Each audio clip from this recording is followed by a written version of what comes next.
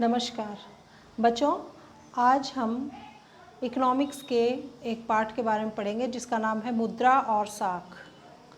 तो प्राचीन काल से ही आप देखोगे कि अर्थव्यवस्थाओं में मानव जो है विभिन्न प्रकार की आर्थिक क्रियाएं करता है अपने जीवन यापन के लिए। इन आर्थिक क्रियाओं को के द्वारा वो कोई ना कोई वस्तु या सेवाएं उत्पादित करता है। जब ये वस्तुएं सेवाएं हम आपस में एक दूसरे से बांटते हैं, क्योंकि हर व्यक्ति को किसी न किसी चीज़ की आवश्यकता पड़ती है अपने जीवन यापन के लिए, तो आपस में एक दूसरे की चीज़ों को हम आदान प्रदान करते हैं, तो उस प्रणाली को हम कहते हैं वस्तु विनिमय प्रणाली। लेकिन धीरे धीरे इस वस्तु विनिमय प्रणाली में कुछ ना कुछ कमियां आ गई। जैसे कि मान लो एक किसान अनाज उगाता है और जुलाहा वस्त्र और दूध या दूध बेचता है, और इसी तरह कोई सोने के आभूषण या कोई बिल्डिंग बनाता है। तो ये सब आपस में एक दूसरे से वस्तुओं का आदान प्रदान या सेवाओं का आदान प्रदान कैसे करेंगे? इससे किसी की सेवाएं में तो बहुत मेहनत है और बहुत उसमें जो है मूल्यवान होती है, और कोई जो है चीज़ें वो कम। तो इससे ये दिक्कत आने लग गई। तो इनके बीच में एक ऐसा माध्यम ढूंढा गया जो कि वस्तुओं को आपस में विनिमय कर सके।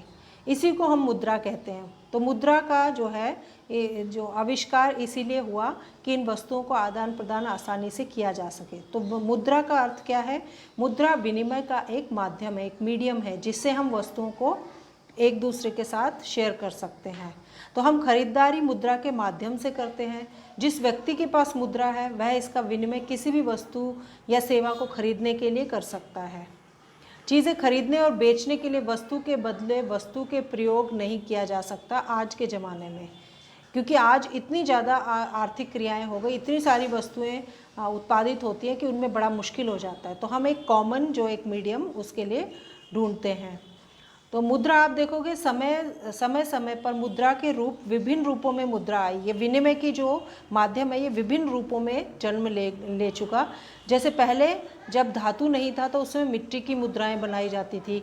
फिर जब धातु ईजाद हुआ तो धातु की मुद्राएं, धातु में भी अलग अलग धातु, कभी तांबे की, कभी चांदी के, कभी सोने के सिक्के, इस तरह जो है चलने लगे। और एक समय तो आया जिसमें चमड़े के सिक्के भी जो है चलने लगे। चमड़े को भी मुद्रा के रूप में इस्तेमाल किया जाने लगा। उसके बाद आधुनिक युग में आया कागज़ की मुद्राएं, या जिसे हम पेपर करेंसी कहते हैं वो। उसके बाद अब प्लास्टिक करेंसी, और अब पेपरलेस करेंसी के रूप में हम ई कॉमर्स, ई मनी देखते हैं।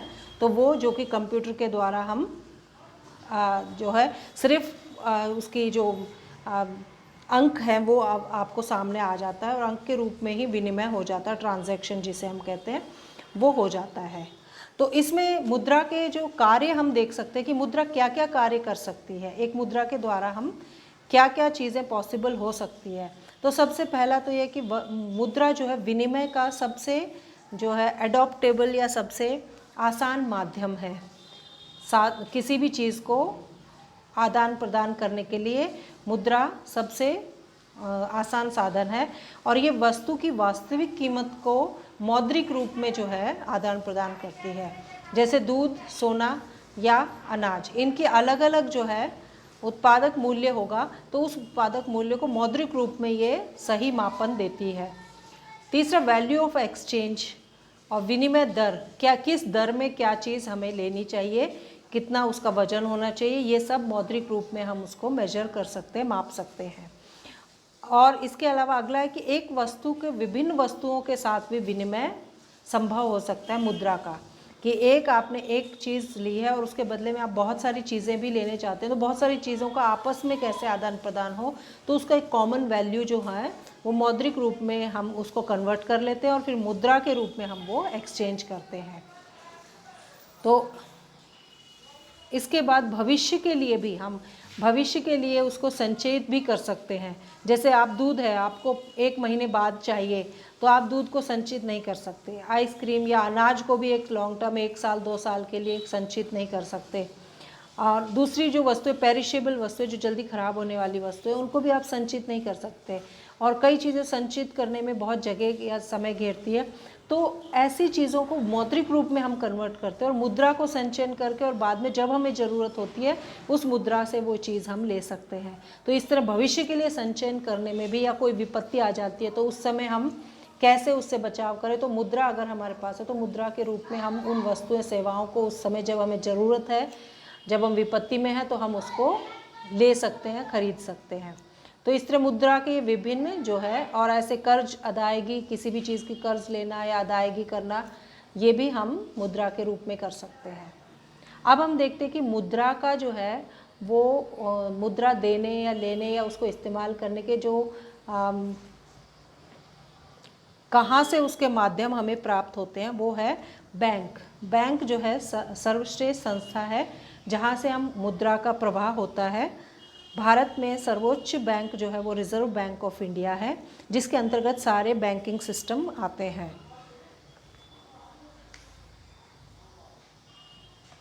यहाँ देखिए बैंक क्या क्या कार्य करते हैं। तो बैंक जो है वो बैंक मुद्रा बैंकों में निक्षेप के रूप में रखी जाती है। लोग जो है अपनी नगद राशि को बैंक में रखते हैं, इसे मांग के अनुसार निकाल भी सकते हैं, और यह धन चेक से भी निकाला जा सकता है। आपने नाम सुना होगा डेबिट कार्ड या क्रेडिट कार्ड या चेक, डिमांड ड्राफ्ट, ये सारी चीज़ें बैंक से संबंधित हैं, और इन्हीं के द्वारा जो है पैसों को हम बैंक में रख सकते हैं या निकाल सकते हैं। बैंकों में ऋण संबंधी गतिविधियां भी होती हैं। भारत में बैंक जमा राशि का केवल 15% भाग नगद के रूप में अपने पास रखते हैं, और बैंक जमा राशि के एक बड़े भाग को जो है ऋण देने के रूप में प्रयोग करते हैं। बैंक जमा राशि पर जो ब्याज देते हैं उससे अधिक वो लेते हैं। अब देखिए कि बैंक, हमने देखा कि ऋण देने के भी बहुत अच्छे साधन है। ऋण के हम देख सकते हैं यहाँ पर, ऋण देने के जो है गतिविधियों में ऐसे बहुत से लेन देन होते हैं जहाँ किसी न किसी रूप में जो है ऋण का प्रयोग होता है। तो ऋण एक हम नकारात्मक ना सोचकर एक महत्वपूर्ण सकारात्मक भूमिका अदा करते हैं किसी देश के विकास में या इकोनॉमी को और ज़्यादा फंक्शन करने में। अब ऋण जो है वो समझौते ब्याज दर निश्चित की जाती है यहाँ पर, जिसे जो है 2 स्रोतों से ऋण प्राप्त हो सकते हैं। एक आपके पास औपचारिक स्रोत होता है और एक अनौपचारिक स्रोत होता है। जो औपचारिक स्रोत है वो तो बैंक हैं और सहकारी समितियां हैं, और अनौपचारिक स्रोत हैं वो आपके महाजन, व्यापारी, मालिक, रिश्तेदार और मित्र, वो सब हैं। तो इस तरह जो इन 2 स्रोतों से हम ऋण को प्राप्त कर सकते हैं। गरीब लोगों को औपचारिक रूप से कम ऋण मिलता है, जबकि शहरी और अमीर लोगों को औपचारिक स्रोत से धन अधिक मिलता है। निर्धन परिवार 85% ऋण संबंधी आवश्यकताएं अनौपचारिक स्रोतों से पूरी करते हैं, जबकि अमीर तथा शहरी लोग 80% ऋण औपचारिक स्रोतों से प्राप्त करते हैं।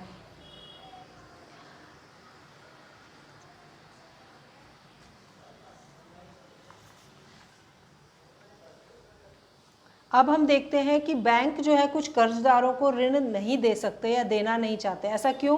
क्योंकि इनके पास समर्थक जो है ऋणाधार नहीं होता।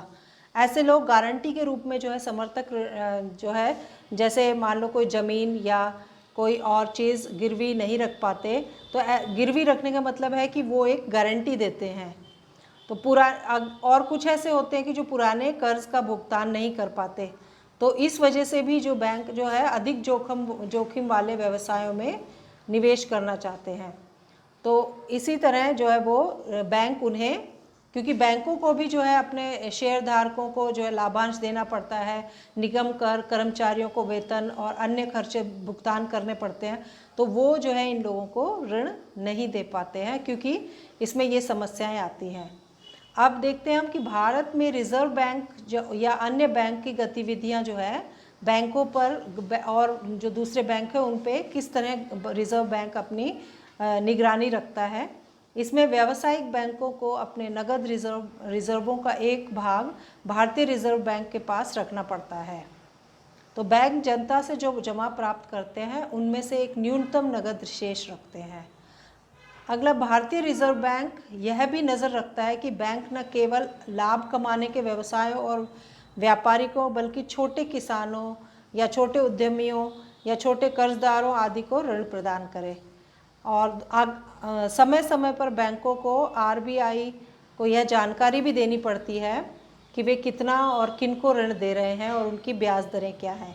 इसके अलावा भारतीय रिजर्व बैंक और भारतीय सरकार जो है वो नए नोटों की छापना और उससे ऋण संबंधी गतिविधियों पर नियंत्रण रखना, इस तरह की गाइडलाइंस भी रखती हैं और इन पे नियंत्रण रखती हैं अर्थव्यवस्था में।